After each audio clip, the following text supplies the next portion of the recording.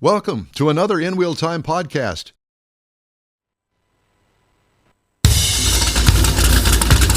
That was goofy. That was One goofy. of those days. Yeah. Well, goofy. you know, the brain. Well, there isn't any. So there's the excuse. This is the world's favorite place to go for fun, informative car talk. It's the In Wheel Time Car Talk Show. Woohoo.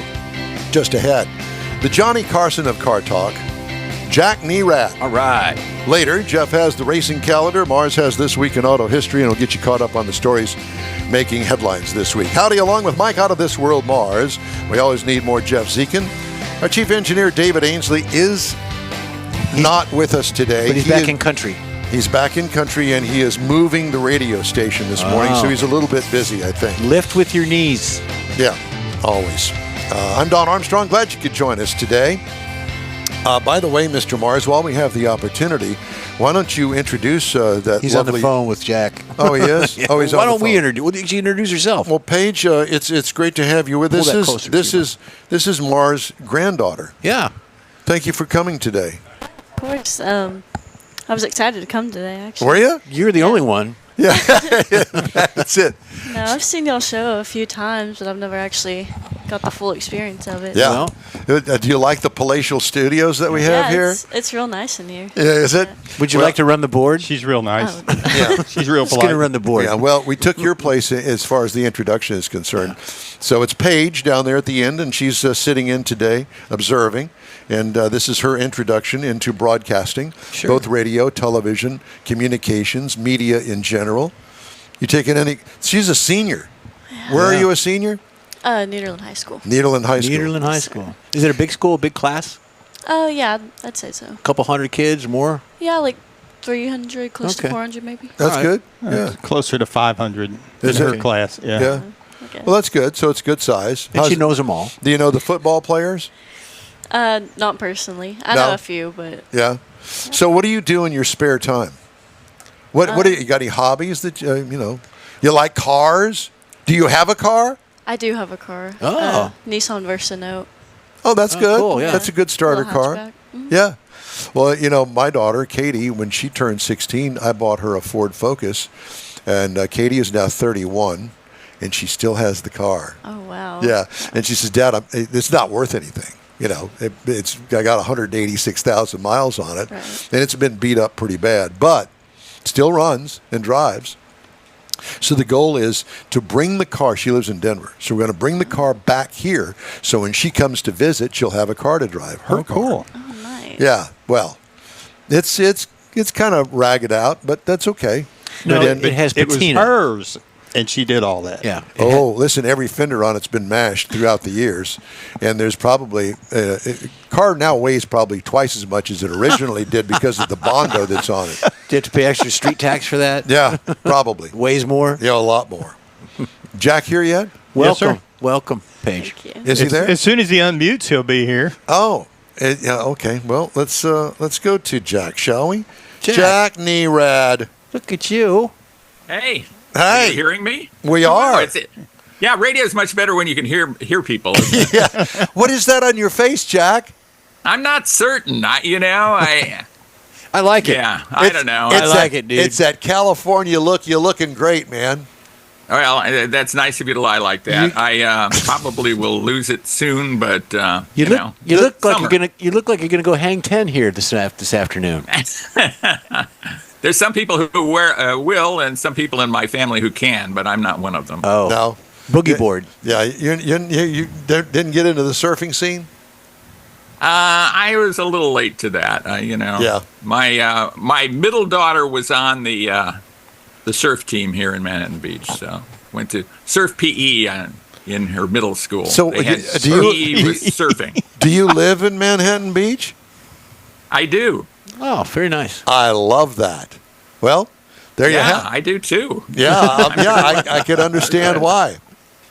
Well, I just did a review of the Chevrolet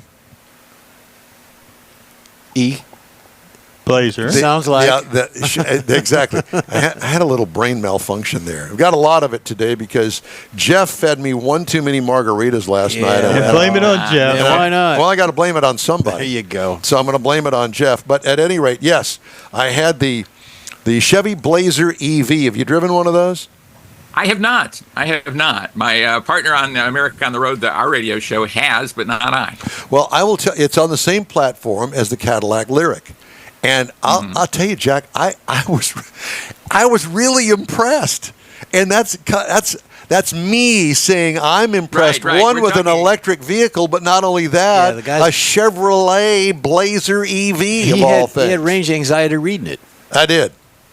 But I'll tell you, I can't wait for you to drive it and give us your impression of it because I was thoroughly impressed. It's beautiful on the interior. Mm-hmm. Yeah. Yeah, it looks terrific. I mean, I went to the introduction of that, not a driving event. It must have been, it was pre-COVID for sure. It was all so long ago. And, so that's been gestating for that long. Yeah. It's kind of amazing. Yeah, and that's one of the things that I don't understand that, they'll do the reveal of a vehicle and then 5 years down the road, there it is. I don't understand that, but whatever. You'd think that they'd do the reveal a little bit closer to its actual release. Kind of makes sense, yes. But Yeah.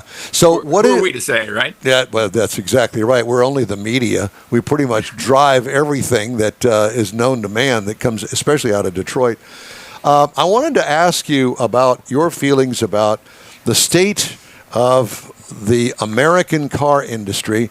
Jack, we keep hearing of layoffs. We see this huge loss of sales coming from Stellantis. I mean, Ford's not doing well. Ford is, every time you turn around, they've got another recall going on. What's going on? It's difficult times, scary times, and you're identifying a couple of things that I'm pretty concerned about. I'm concerned about my Stellantis friends. I think we're all concerned about Jeep and Ram, and where that's going. Those are vehicles I love typically. I mean, I love a lot of the Jeep lineup. I love the Ram trucks very, very much. It's tough times out there, and having to develop completely separate powertrains, like a completely different thing, like the Blazer EV, has taxed a lot of these car companies. They seem gigantic, but there's only so much R&D money out there, and so much they can support. And I think it's tough for them to figure out, like, where is this going? And with every car company losing money on selling EVs, with the possible exception of Tesla, you can't make money if nobody's making money selling individual cars, right? Well, I guess what I really don't understand is why did they drop the two things that Stellantis is known for under the Dodge brand, the hottest selling cars that they've got, and moved completely away from the horsepower thing? I mean, they developed that over years and years and years. There was always excitement every year. And even in mid-year, they'd come out with a more horsepower engine or different platform, something different all the time to entice more buyers. Drop it completely? If you can remember, though, 7 years back, when everybody was saying we were going to 100% EV in a very short period of time, you can kind of say to yourself, well, do they believe that or not? And General Motors believed that, and maybe to their detriment, or maybe that's going to be a good bet for them.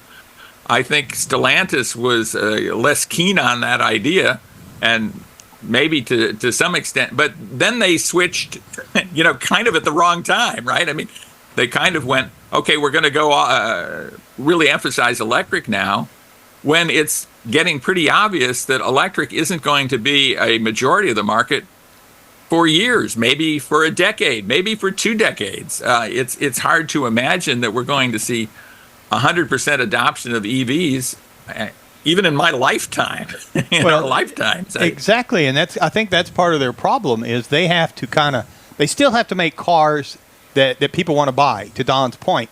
So, and they had this group of cars. I mean, the Dodge Brother commercials. People talked about the commercials as much as they talked about the cars because of the excitement they brought. And like you say, they kind of waited a little late to make the commitment to the EV source. But when they did, they went all in. And it's like, wait a minute. Well, let's throw away everything we got making money that's going to allow us to do this instead of just it's kind of like making the jump to EVs without having a hybrid to kind of go across there and span that gap thing. Yeah. It's just all in. It makes no sense. All in. And they have a couple hybrids, but they're not particularly good hybrids, right? And so, Dodge Hornet. Yeah. And moving on to Ford. Ford bothers me with, the recalls are constant. The one thing that they touted for so long was the EcoBoost engine, and now there are problems with the EcoBoost engine. Oh, yeah. And recalls and buyouts, and it's a big mess there. I think, this switch to turbos, we're just starting to see where that's going to go.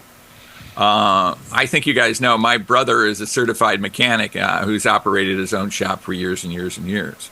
And he's not a fan of turbocharged vehicles.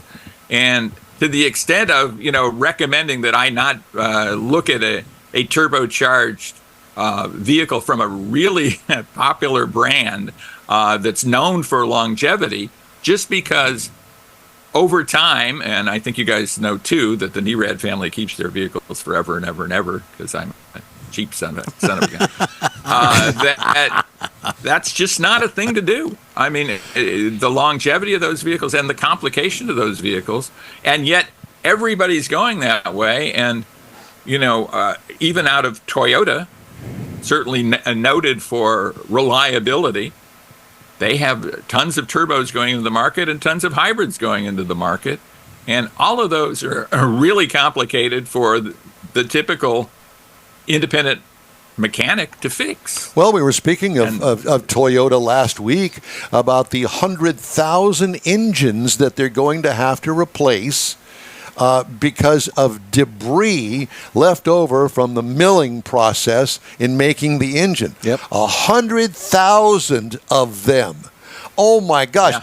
Yeah. At $5,000 an engine, just for the materials of just the engine alone, not regarding labor costs. And they're saying that it's going to take 24 hours of labor to do these changes. Can you imagine the billions of dollars that they're going to have to suck down? Yeah, and I think we're just seeing the tip of the iceberg here. I think we're going to see a lot of vehicles, a lot of engines being replaced. I don't know where this is going to go, but it's very tough time to be a car executive. I can tell you that, because you have to kind of figure out. You just have to place bets, and your bet can be wrong. And if your bet is wrong, you can lose your company, quite literally. Yeah. Or lose your position in that company real quick. Yeah. Stellantis. That can go like that. Yeah, going back to what you said about Stellantis and friends that we have in there, Jim Morrison comes to mind in particular with Jeep, and what a great guy and a great representative, and he's no longer with Stellantis. And the list goes on, as you know. Right. Now, Nissan is going through another salaried worker reject, if you want to call it that, with over 1,000 workers there. It's sad, but drill it down to the local dealer, and you're going to go, well, the margins keep getting smaller on the cars. They're trying to keep the price down, but the prices keep going up on the cars. Average price of a car now, $50,000, Jack. Yeah. Inflation's crazy, and used cars have gone up rapidly too. I mean, maybe that's mitigated a little bit, but inflation doesn't help anybody, right? It's a tax on everybody. Right. And so just working in inflationary times, as we've been in for the last 3 years, is very, very difficult. And going forward, we're seeing fewer and fewer people who can literally afford to buy any new car at all. It's a smaller and smaller percentage of the population. And frankly, I don't recommend to a lot of people that they buy a new car. I recommend that they buy a used car probably still a better value than a new car, despite the fact that used car prices have gone up. Well, and it's tough times. You stated that it's tough to be an executive for these companies, but not tough to be a union leader.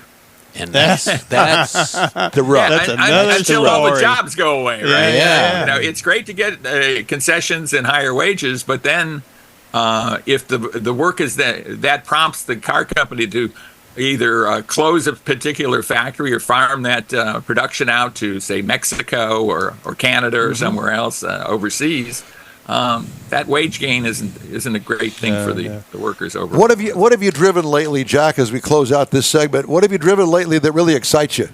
Well, I drove a Golf R most recently. Yes. I don't know if you've driven a Golf R recently, but, so terrific. It's one of those vehicles where I kind of wonder if there's too much technology, but boy, driving it, which drives up the price. I think that vehicle, a hatchback, Golf hatchback, essentially, $45,000 is something out the door. But it's just 315 horsepower, a blast to drive, does everything right. I love that thing. Love that car a lot. Yeah. Was it a stick? Was it a manual? Yes, yeah. Last year, unfortunately, of the 6-speed manual, and the 6-speed manual is slower than the direct, dual clutch transmission, and considerably actually. But it's so much more fun. At least it is to me. So, what can we look forward to on the next edition of America on the Road? Well, I think we're talking about the Genesis GV80 in the current. I did an interview with Trevor Lai, who is the product planner at Genesis. Genesis, I think, you guys have to agree, I think, is doing just a great job putting really good vehicles out there that are high value into the luxury market. And this GV80 Coupe that I drove recently in Minnesota, it's a terrific vehicle. So I had a chance to talk to him about it, and we get kind of in depth in our interviews with the product planning people. Well, Jack, it's always great to talk to you. Thank you so much for joining us from Manhattan Beach. Surf's up, dude. California, surf's up, brother. Surf's up, dude. Surf's up. Well, going to the Dodger game this afternoon. So oh, we're sorry. See how that goes. Yeah, exactly. Jack, thanks so much again for joining us. My pleasure. Great to talk to you. Thank you, sir. Jack Nerad, America on the Road, and many other things, noted author, playwright, Yep. Oh, yeah, we singer. didn't talk about his new book. Yeah. Yeah. We have to do that Can we next get him time. back? All right, Yeah. so we're going to take a quick break. In-Wheel Time Car Talk Show, available 24/7 through the iHeartRadio app. Look for In-Wheel Time Car Talk. We also video stream on Facebook, YouTube, at nwheeltime.com. Podcasts from your favorite podcast provider. The In-Wheel Time Car Talk Show will continue right after this quick break. Pro-Am Auto Accessories has been serving Houston's auto enthusiasts since 1984, providing world-class products for sports cars, European sedans, and American muscle. Pro-Am is known as the place to go to find exclusive and hard-to-find parts and accessories. Pro-Am is one of the very first distributors in the USA for brands such as Recaro, Redline, Momo, Corbo, and Simpson. Located in the heart of Houston's premier retail and service corridor, the Galleria area, Pro-Am's walk-in storefront includes an 8,000 square foot warehouse, showroom, and installation bays. Pro-Am not only sells parts and accessories, but also offers installation and service. Pro-Am is now reaching a worldwide audience through Pro-Am.com, taking its local reputation to the rest of the world. At Pro-Am Auto, you'll be dealing with a small group of professionals who truly want to help you with your automotive needs. If you don't see what you're looking for on the website, call and Pro-Am will lend you a hand. Pro-Am Auto, 6125 Richmond at Green Ridge in Houston's Galleria area. Call them at 713-781-7755. Want to feel good about something special you did for someone special? In-Wheel Time and the original Lupe Tortilla group of Tex-Mex restaurants have joined together to help a very worthy cause, God's Garage, a Christian-based 501c3 charity. We know there are lots of places and organizations out there where you can donate a car, truck, or SUV, but we're asking you, our car enthusiast family, to consider donating to God's Garage. Visit godsgarage.org and learn about its mission, the women that have been helped, how each one is screened, and about their Restore You program. A car donation is an easy way to make a difference in the lives of others. God's Garage needs good operating vehicles, but will take all types in working and non-working condition. Make your heart and soul feel good by donating your gently used vehicle and help support single mothers, widows, and wives of deployed military at godsgarage.org. Thanks for joining us here on the In-Wheel Time Car Talk Show. Let's look at the racing calendar. Not much going on, ladies and gentlemen. What's up with that? Well, because the Olympics, they're off Oh. today. Actually, today qualifying for the Craftsman Truck Series. By the way, speaking of which, speaking of play-by-play announcers, the Diffie guy who's been doing IndyCar is now at the Olympics. He finishes up today. Yeah. The guy with the Australian accent, Yeah. he's moving to NASCAR. Yeah, there's a lot of movement going on in racing, but But I'm talking about play-by-play Yeah. guys. That's a big Yeah. move. Anyway, go ahead. NASCAR's Richmond tomorrow. They're going to qualify today, practice all that. Like I said, the Craftsman Truck Series goes off tonight at 6 o'clock. It's on the USA Network. Mike, tickets are still available in case you want to take your granddaughter. Well, I was thinking about Yep, that. there you go. And that's pretty much it. IMSA, drag racing, Brainerd. We talked to Angel. That's coming up next week. So, Yeah. Okay. There you go. All right. Time now for this week in auto history. Mr. Mars has that. We always look forward to this segment. By the way. It's a good stuff. I learned some things, last week, and I picked Well, up that's few a change. things. I know. But this week, I learned a couple of things as well. Like this week, back in 1900, the Firestone Tire and Rubber Company was founded by Harvey Firestone. I remember Akron. that, yes. I figured you were there at the ribbon cutting. I was. And then in 1926, At they the rubber actually cutting. opened the world's largest rubber plantation over in Africa to supply them with rubber for their tires. Yeah. Which I never knew anything like. It was over 1 million acres. Then Of rubber tires? of rubber that they were growing to make the rubber tires. Okay. Then coming up, then also this week, like August 6th, Nash, the famous Nash car company, was the God. first American car manufacturer to put seat belts as a factory Look option. at that beauty there. That's a would In you? beauty, all right. 1949. Yeah. Now, they were installed in 40,000 cars. People didn't like them, so they had them removed. Then, in 1955, Ford started putting in seat belts as an option, but only 2% of the buyers wanted them, so they quit that. I think these people are vampires because they're Yeah. sleeping during the day. That's That's what it is. Our friend Ron Stein has a car just like that. That's the Nash that would fold out into a bed, literally fold down into a bed. Yeah, and his girlfriend's dad said, "You ain't taking that to the drive-in." That's right. Not with my daughter. Also this week, 1968, the American Motors Company introduced the AMX. Now, this was the two-seater sports car that competed against the Corvette, which had an inch longer wheelbase but cost a little more money. Had a 390 engine in it on the option with a 4-speed manual like it. transmission. They only produced it from 68 to 70 for some reason.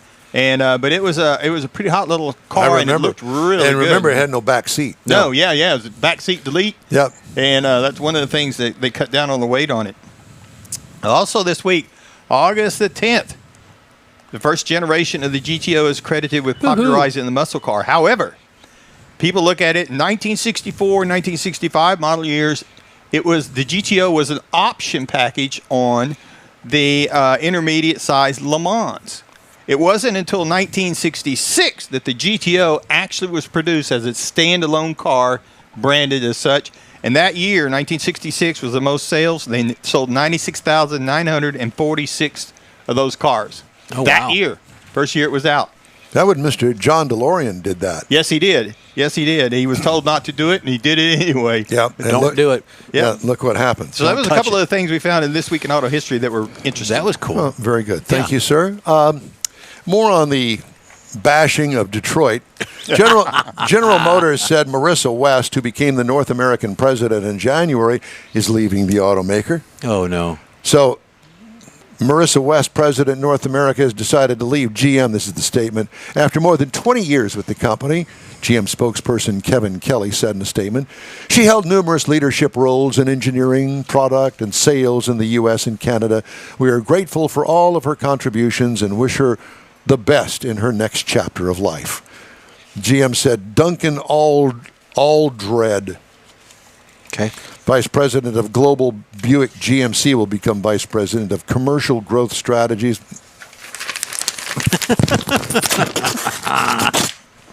There's that story. Tell us how you feel about that. Yeah. I don't understand what they're doing. They don't even understand what they're doing. No, they don't. That's kind of the problem.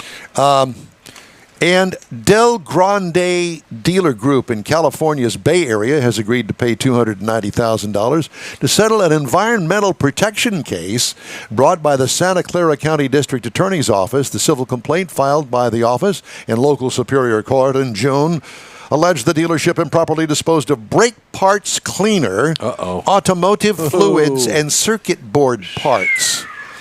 The Environmental Protection Unit, part of the District Attorney's Office, has prosecuted several civil cases involving hazardous waste in the automotive industry, including a $4 million settlement with Firestone Complete Auto Care in 2022.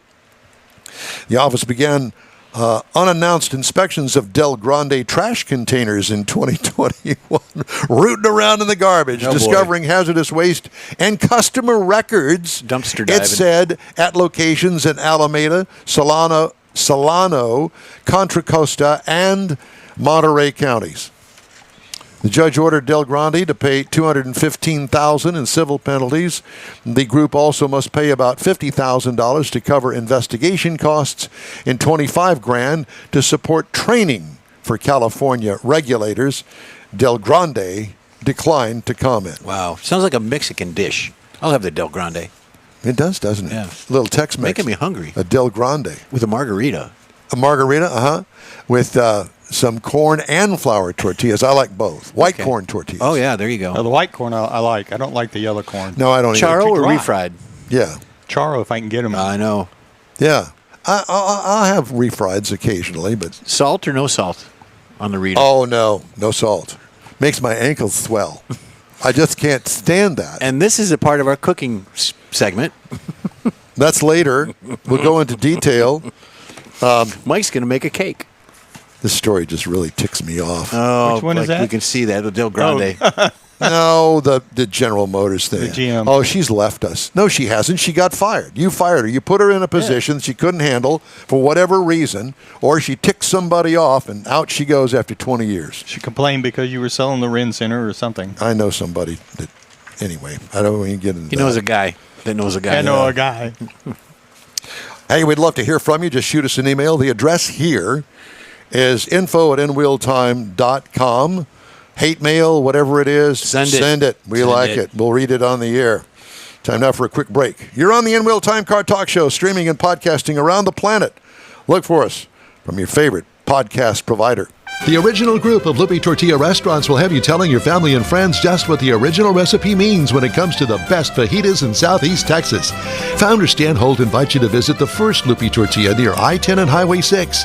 Here is the original house that inspired the design of all the rest and the original charm that helped make Lupe Tortilla the go-to destination for Houston Tex-Mex. Nothing can compete with the original lime pepper marinade that everyone will agree makes Lupe Tortilla award-winning beef fajitas the best anywhere. Lupe Tortilla Katie's another location that gives you the same quality and service Houstonians have come to expect at Lupe's. It's located on 99 the Grand Parkway at Kingsland Boulevard in Katy. Find yourself in Aggieland? Head to the Lupe Tortilla in College Station. Located just around the corner from Kyle Field, it's a great place to enjoy those famous frozen margaritas before or after the game. Going to Louisiana, the Lupe Tortilla in Beaumont is on I-10, so you can't miss it. The original group of Lupe Tortilla restaurants has the best Tex-Mex anywhere, and you're invited anytime. Your car is a direct reflection of you, so don't be satisfied with color fade or a dingy, dull appearance. Get rid of those terrible automated car wash scratches. Gulf Coast Auto Shield is your Save the Paint company. John Gray and his team of detailing experts can help your cars finish without a full repaint. Searching for the real experts in window tint or windshield protection? Gulf Coast Auto Shield. Dash cams, radar detectors? Gulf Coast Auto Shield. Got a new car? Get that thing protected as soon as you take delivery. If you don't know which of the multitude of protection products to go with, John Gray will give you an honest opinion and won't sell you something you don't need or can't afford. John will help you understand the many options and pricing right on the spot. He's your guy to have your ride looking its best and protected too. See the state-of-the-art shop yourself. Free tours anytime. Gulf Coast Auto Shield is easy to get to, located just south of the Southwest Freeway on the Sam Houston Parkway. Gulf Coast Auto Shield, full-service luxury car care today, and online at gcautoshield.com. That's it for this podcast episode of the In-Wheel Time Car Show. I'm Don Armstrong, inviting you to join us for our live show every Saturday morning on Facebook, YouTube, Twitch, and our InWheelTime.com website. Podcasts are available on Apple Podcasts, Spotify, Stitcher, iHeart Podcast, Podcast Addict, TuneIn, Pandora, and Amazon Music. Keep listening, and we'll see you soon.